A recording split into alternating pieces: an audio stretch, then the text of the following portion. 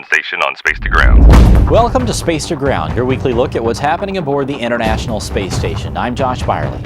A lot of eyes, both on the ground and in space, were watching out for Comet ISON. The station crew got the chance to see it on November 23rd before it began its swing around the sun, eventually disintegrating. If you'd like to take a look at this photo or any of the others that the crew has taken on board, just log on to nasa.gov/station. Just in time for the holidays, the crew is getting loaded up with cargo.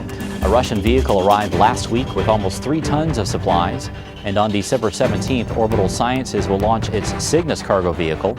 It will arrive at the station on December 20th. On board are crew supplies as well as several hundred pounds of science. There will be thousands of students across the country also flying experiments that study everything from amoeba reproduction to calcium in the bones to salamanders. In station science, the crew worked this week on the capillary flow experiment. If you've ever used a paper towel to mop up water, you've seen capillary flow in action. In space, it's a little harder to control fluids such as fuel, so the purpose of this experiment is to look at how capillary flow works up there and to use that to design better spacecraft.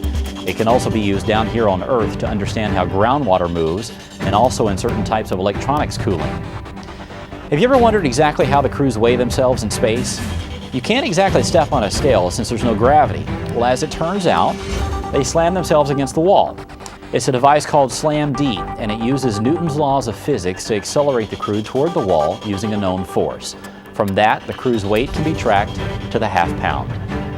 Make sure you look up in the sky over the next few days. Even though the sun may have won the battle with Comet ISON, the space station still looks pretty spectacular. To find out if you can spot it in the sky, just go to spotthestation.nasa.gov. We also encourage you to send us your comments and questions. Use the hashtag #SpaceToGround to talk to us. If there's something you have always wanted to know about the station, we'll see if we can answer it. We'll see you next week.